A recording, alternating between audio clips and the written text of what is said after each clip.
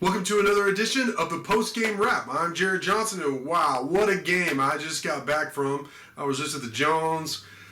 Texas Tech 37-34 overtime victory over Texas. Was at the post-game press conference and recorded a podcast with Mighty Joe. Of course, for y'all, you'll be able to hear on Sunday talking about the game. But for now, wow, what a huge victory for Texas Tech, for those players, for Joey McGuire, and for the whole fan base. There's so many layers to this victory. First off, the fact, just the hate between Tech and Texas, now so perhaps more than ever, with everything that happened with the former basketball coach, which, oh, by the way, that seemed to have turned out pretty good as well because, of course, Tech swept Texas last year.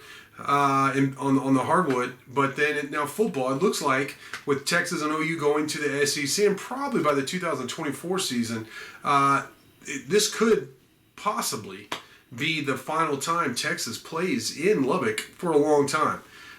So to send the Longhorns out of Lubbock with a 37-34 victory, I mean, it's got to be sweet for Red Raider fans out there. And I think I talked about it. Another thing that really stands out, I've talked about this a lot, is the resiliency that this team has shown. Both at a big part of it, the core of this team this year was, of course, on the team last year. And, they stuck together, had a really good end of the season, beat Iowa State to become bowl eligible, hung with Baylor in Waco right down to the end, the eventual Big 12 champs. And then, of course, dismantled Mike Leach and Mississippi State in the bowl game. And now they've started 3-1. They've faced three consecutive ranked opponents and gone 2-1, with the only loss being at NC State. So coming back to beat Texas like that, and just one stat I got to give on Inside the Red Raiders, he's DFW Tech fan. I got to give him some credit. He told me that Texas Tech hadn't beaten Texas at home after having a halftime deficit since 1976 when Rodney Allison was the quarterback. So that was, you got that monkey off your back, that's for sure. That was some history because Texas Tech was down at halftime, and they were down by a couple of touchdowns in the second half, were able to come back and, of course, get that victory. Now, so many things happened. I mean, they went up 34-31. And Texas in 21 seconds marched down the field, got a field goal in the last play of regulation, but then Krishawn Merriweather forced a fumble to start overtime. Reggie Pearson pounced on it, and then Texas Tech kicked the game-winning field goal. So Trey Wolf kicked a big 44-yard field goal to take that lead in regulation, and then, of course, the game winner, which was basically an extra point, but it was off to the left hash. So, hats off to Trey Wolf. He's already made a couple of really big kicks this season. Of course, against Houston to send it to overtime, which Tech eventually won. Houston was ranked at the time.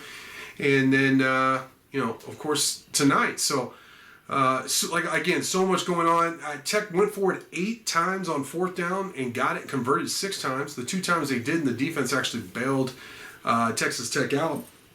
So that was huge. I asked McGuire about that after the game, and he said first off, he felt like there were some good plays called. He liked the situations and that they were going to be aggressive. And then Don Williams of the Lubbock Avalanche-Journal asked him later on in the press conference that, is this something to expect moving forward? Like, should Tech fans and should we expect you to be this aggressive? And he said yes. That's how he's going to call a game. So this is a man who's not scared in his comments. He's not scared in the way he calls games and how aggressive he is in terms of going for it on fourth down and doing things. And right now, it's paying off. Again, Tech's 3-1 overall, 1-0 in the Big 12.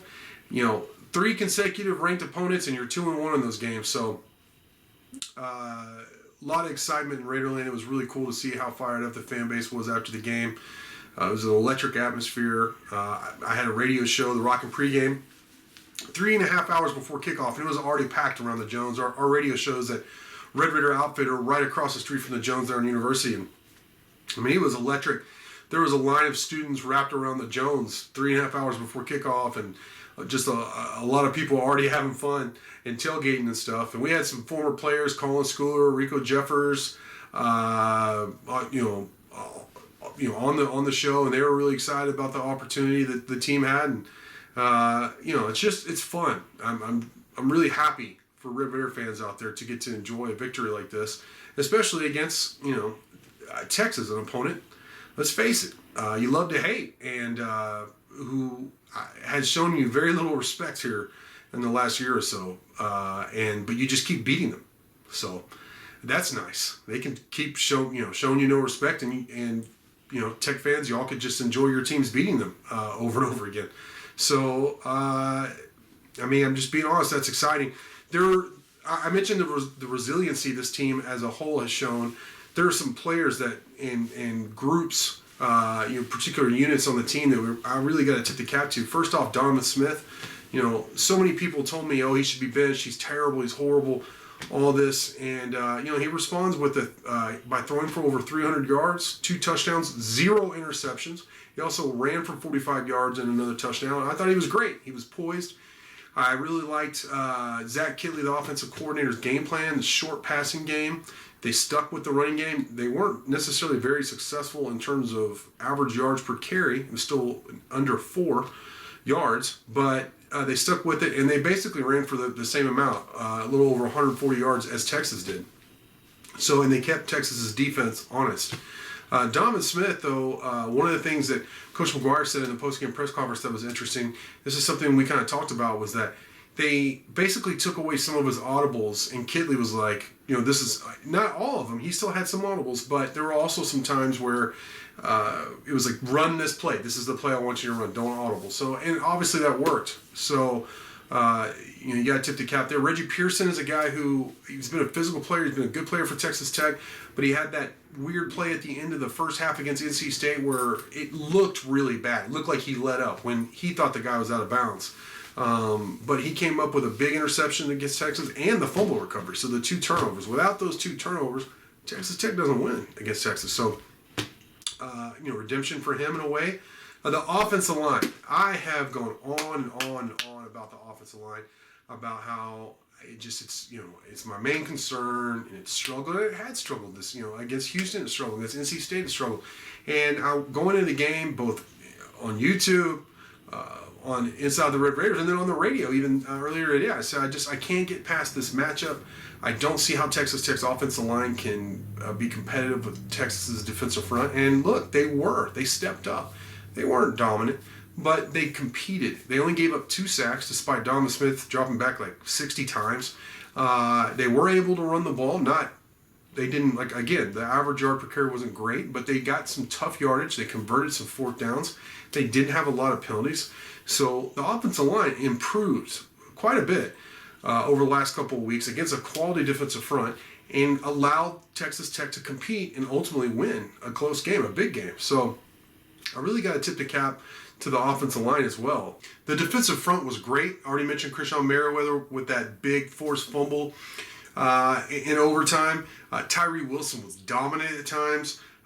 Tony Bradford, Jalen Hutchings, Philip Bleedy, Kosai Eldridge, all those guys played well. Muddy Waters played, had some good plays from his hybrid position there of outside linebacker and safety. But the secondary was good too. Malik Dunlap at corner has been very good. Rashad Williams has been very good as well. And the safeties, Dadrian Taylor, already mentioned Reggie Pearson with the 2 big turnovers. So the defense gave up some points against a really explosive offense, arguably the best running back in college football, and Bijan Robinson. They kept him just under 100 yards. Roshan Johnson didn't have a big game. They held him under 20 yards. And Hudson Card, he got away from the blitz a couple times and burned Tech, but overall, Tech's defense stepped up, and especially in the second half, and played much better. And that's why Texas Tech's able to compete in these games, is because their defense is better. When the offense executes like it did on Saturday, and then the special teams actually rebounds, which it struggled early, but later, even a shanked punt and all that. But, look, they have their kicker in Trey Wolf. He's made some clutch kicks now.